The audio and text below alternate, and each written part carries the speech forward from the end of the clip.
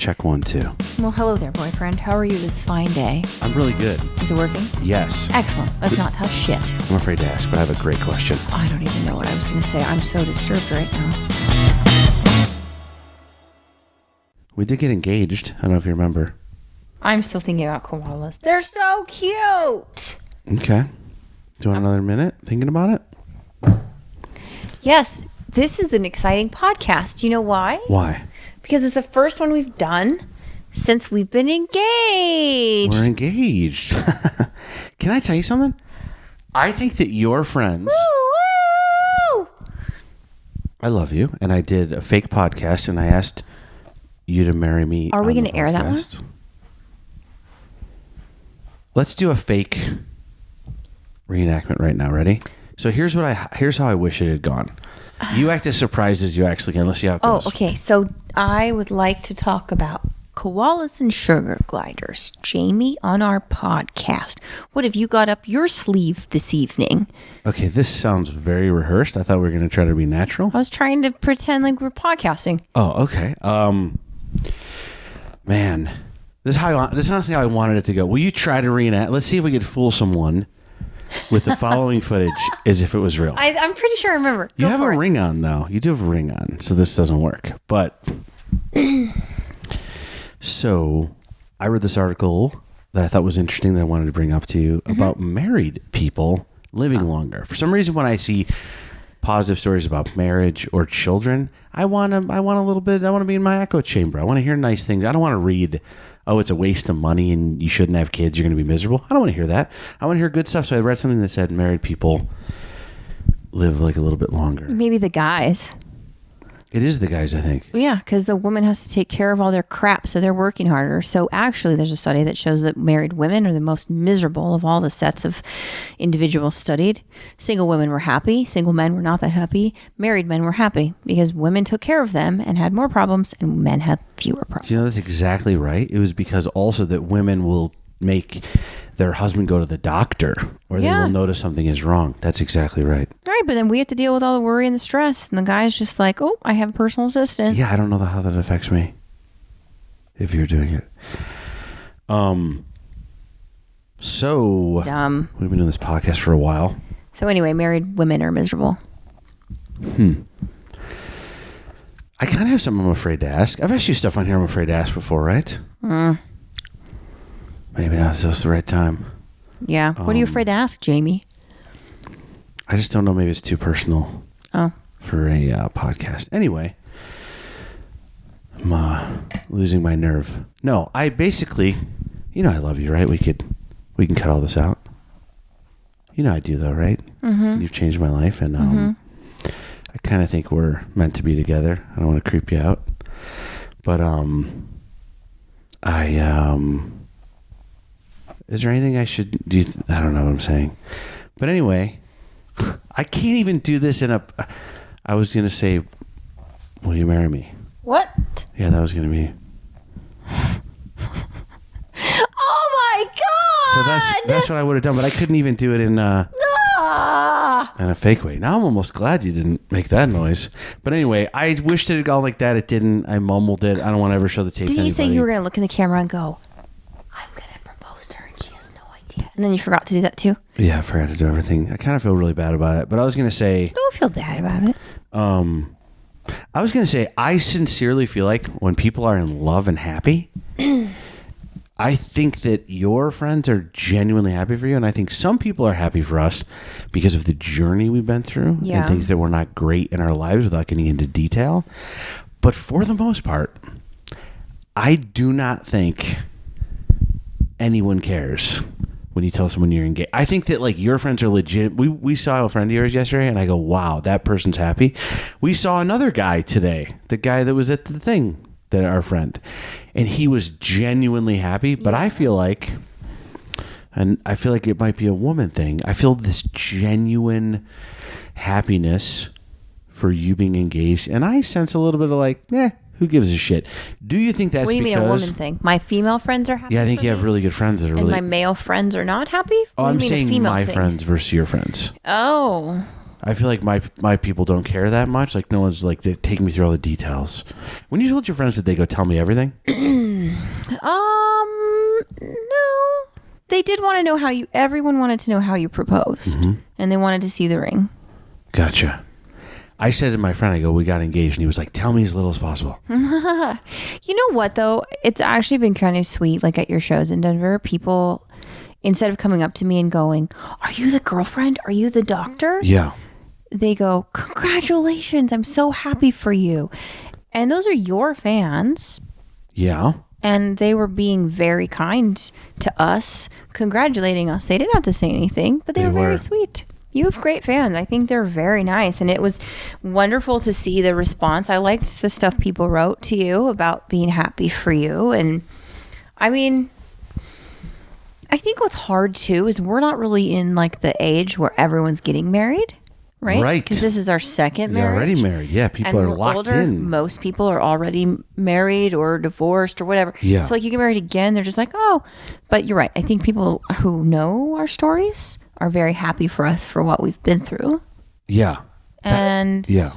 It's exciting to find your person later in life. I think it's kind of cool when you hear like those stories, you know, like when you hear about like an 80-year-old whose like partner passed away and then their high school love that got away, they find each other, they're both still alive, they reunite and they're like, and they have like the most passionate, beautiful love story of like. And their high school mate is like 85, so they physically can't get away at this point.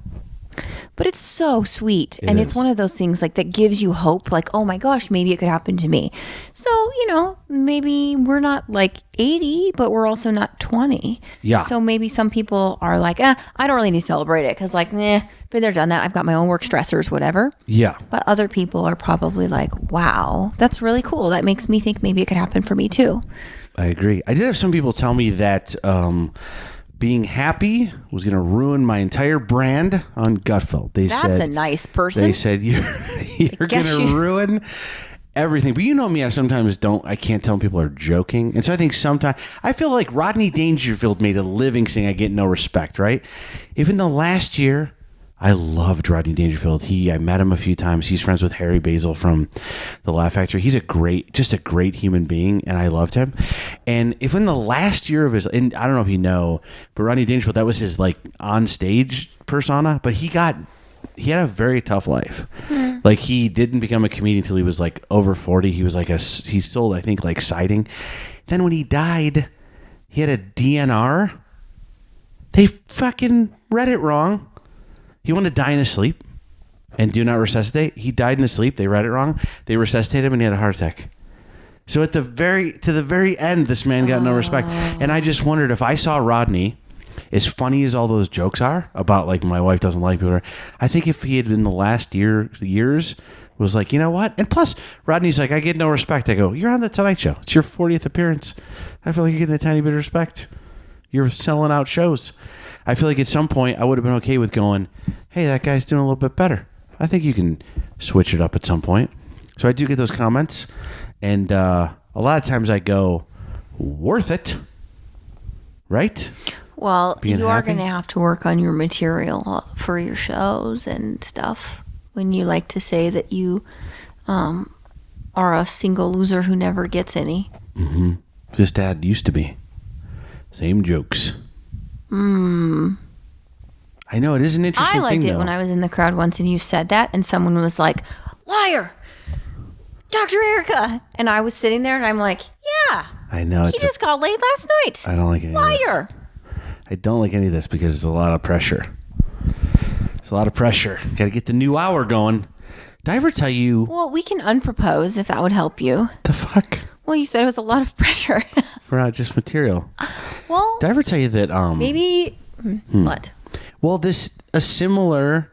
When you write new material, it's like not that big a deal. You like work on it and you write it. But when you have big life changes, that's when it gets a little bit like, wow. I remember thinking, wow, what do I do now that I'm divorced? Right? Like I remember like all my stuff is like, I'm married. I think I told you I got a dry bar comedy special and it was going to be the following week and I just gotten divorced. I had to lie and pretend I was married for the entire special because I can't, like they'd already approved the material and I only had a week. You had your wedding ring on too. I did? Mm-hmm. Really? Wow. Do you know? I watched that one and it was hard for me to watch. Because of the material? Because no, the material doesn't bother me. It doesn't bother me that you were married and you had a life with someone else. Yeah. You did nothing to me about that. We wore our rings till the very end. She would take hers off during sex, but we would wear. I had a ring on. But it didn't. What bothered me was knowing what that young Jamie was about to or was going through. It was hard for me to watch, knowing that like inside you were really sad. I was sad. Not sure why. Not sure why. When it comes to divorce, I feel like there's this feeling of like loss, and especially if someone else starts it or you find out somebody likes somebody else more than you. There's like this feeling of like I failed. Yeah. And you start to. One of my friends said this beautiful thing to me. He goes, "You were not happy.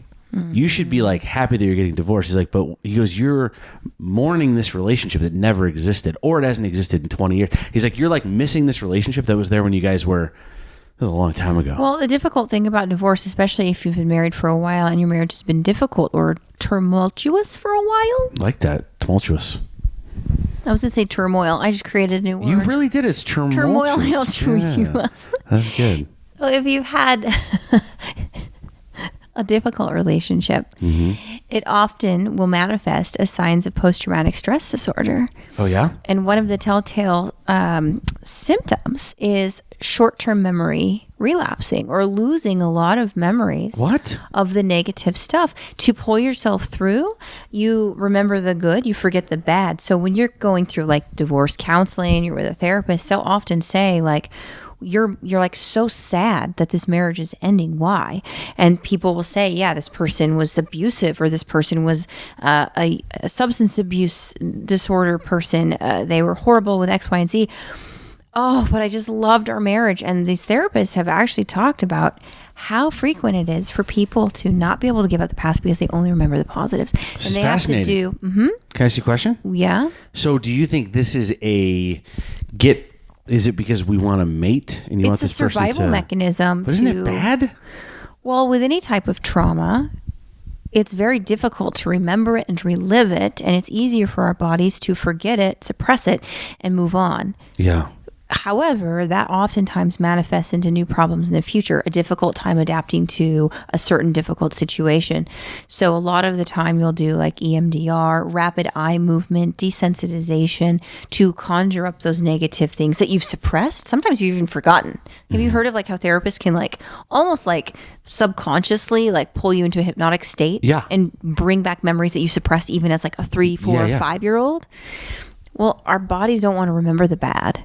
It's very painful, and it often manifests physiologically. So you can have stress, you can have hypertension, you can have cardiac disease. I mean, you can have headaches, you can have ulcers, stress ulcers. You can have so many physical manifestations from negative thoughts alone. So it is a protective mechanism. So a lot of divorced people struggle with divorce, even though they are so much happier once they do it. The concept of getting divorced makes them feel like a failure, for abandonment, for someone who's replaced them, and also simply feeling like they have gotten rid of something that was so good. And they have to have someone actually look at them and say, no, that was really bad. You're only remembering the good That's stuff. wild.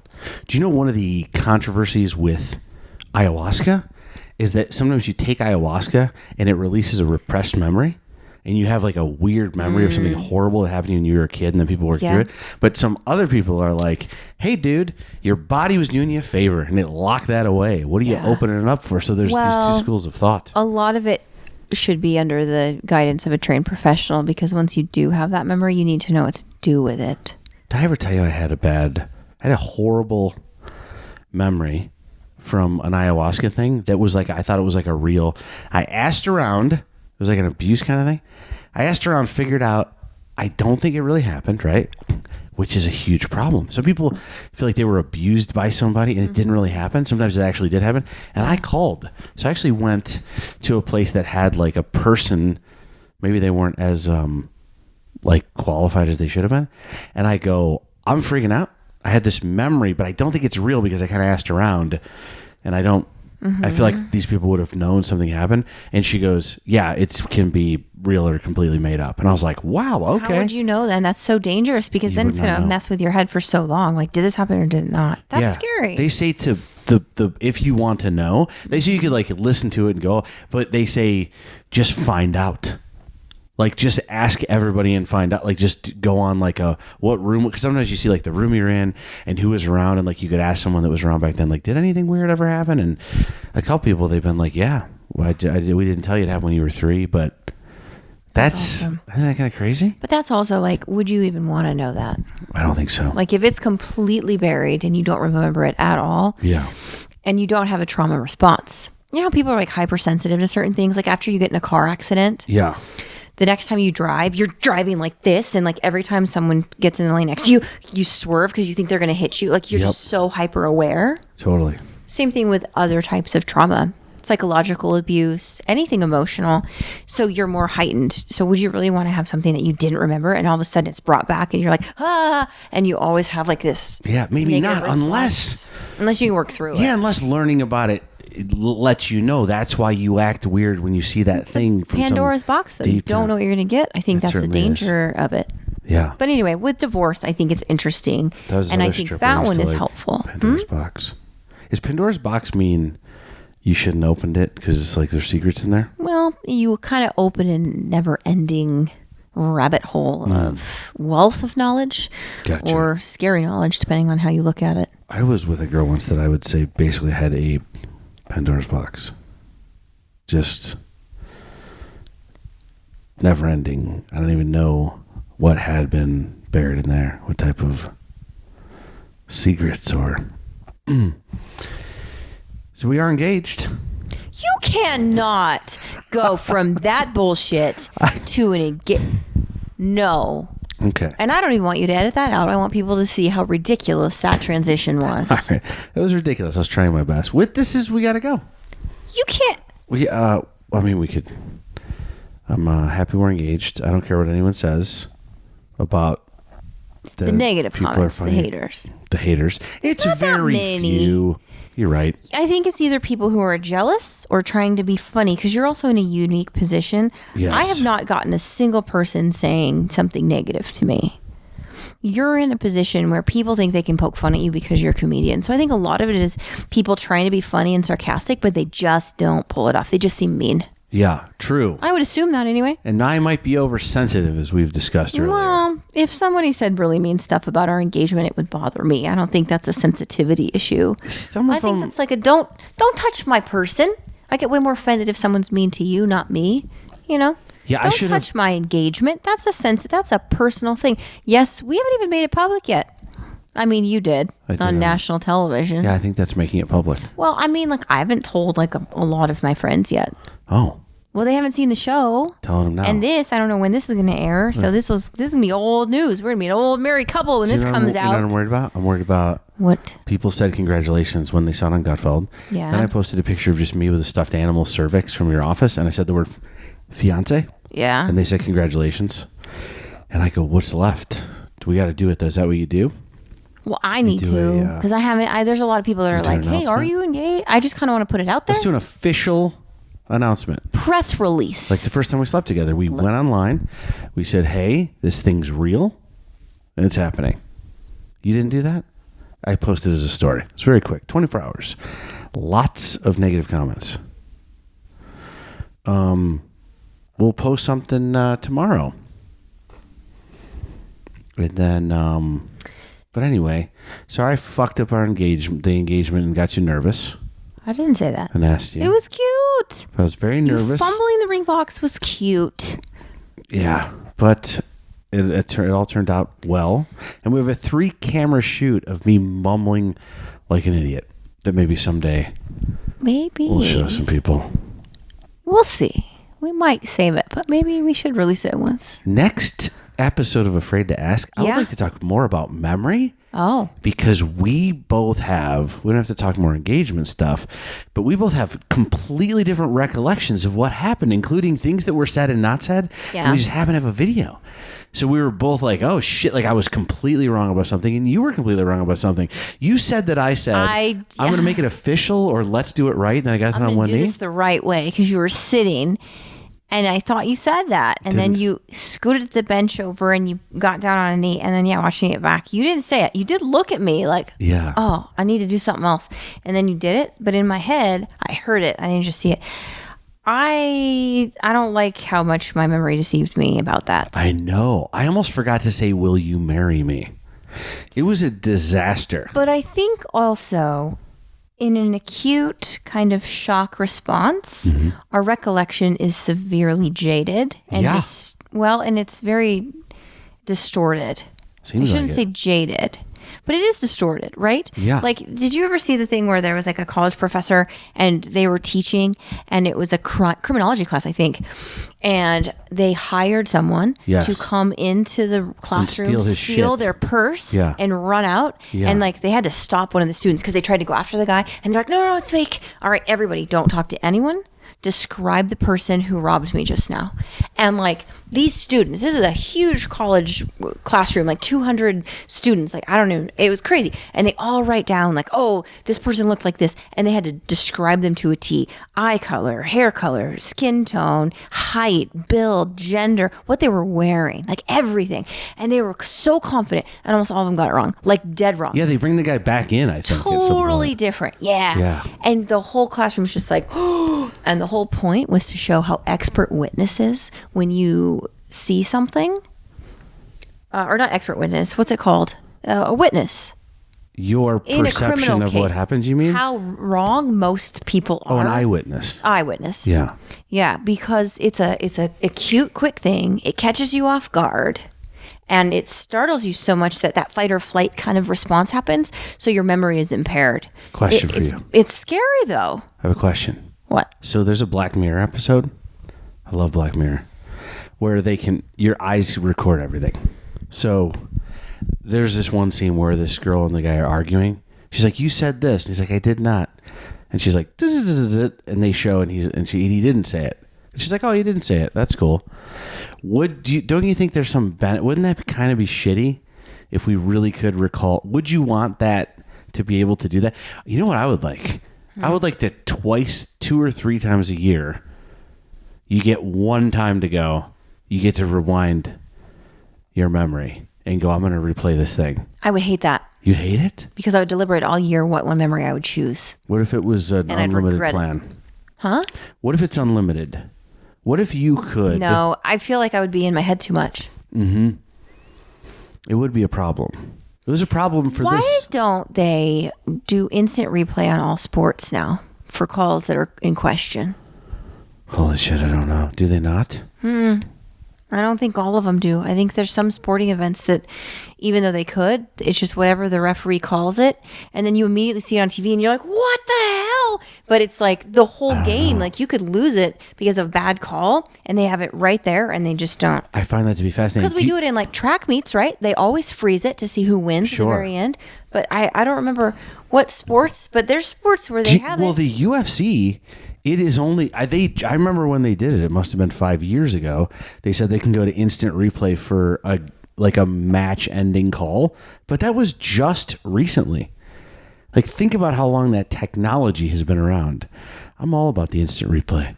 Do you think it's because they want a human element? Why do we even have an umpire in baseball? Why don't we just have like a magical computer thing where you just know if the person touched the plate or not? Do you know what I mean? Like, why do we even need baseball umpire calling strikes and balls? Why can't we just have a computer thing? That's what I'm saying. Yeah, I don't know. And statistically, you'd probably find it interesting. You'd immediately see this ball came in at this speed, it had this curve to it, whatever, and nope, in or out, done. This is how AI maybe takes over. maybe the umpire That's how AI takes over. alliance. Yeah. What sports do not have it? I don't know. I don't know. But we You got to think go. That's interesting. Oh, We got to wrap that shit up. that's what she said. I know. That's not even trying to be funny. That's legitimately what I said. Oh, what you say? Yeah. You're, there's nothing wrong with that. You like it wrapped up. I don't mean, by wrapped up, I don't mean let's get it over with. No, For safety. I feel like Yeah. Feel nothing when you're wrapped up. maybe we could cut that out. This isn't like the most romantic first podcast after getting engaged. It's not. We're not good at that. We're We're not not good like- at themes. No. Maybe that's good. I just kissed the microphone. I think I got lipstick on it. All right. Yeah, next time we talk, I think I want to talk about Memory. I got a memory question coming in from a listener. We'll hit you with it. Next Don't forget time. that thought. Not Afraid to Ask. Coming up on the next episode of Afraid to Ask. We're in Fairbanks, Alaska. Hold on one second. And I knock on the door and I go, could you come in here? And the lady goes, sure. And I go, is the broken glass in the drawer part of it? And she goes, broken glass. And there was just broken glass that we're about to grab as part of a clue. And it's just because it's Fairbanks, Alaska. Well, hold on. Here's the other thing, though. She didn't even do anything with it. She left us in the room for another half an hour. She just was like, oh, just that's not part of it. Shut the door. Ha ha ha. Let me tell you something, America. Don't you think most places would be like, broken glass? Holy. Ugh. Everyone out. Immediately. Here's a refund. Everyone out. No. And it wasn't like a little piece. It looked like a whole picture frame, like an 8x10 that was shattered in huge shards. Sharp edges. And you're right. Readily accessible on a ground level drawer for a child to touch. And she was just like, whoops. Any place else, Boise, LA, they go full refund. We avoided a potential lawsuit. I think she also afterwards looked at us and was like, dumbass, you still didn't figure out the clue I gave.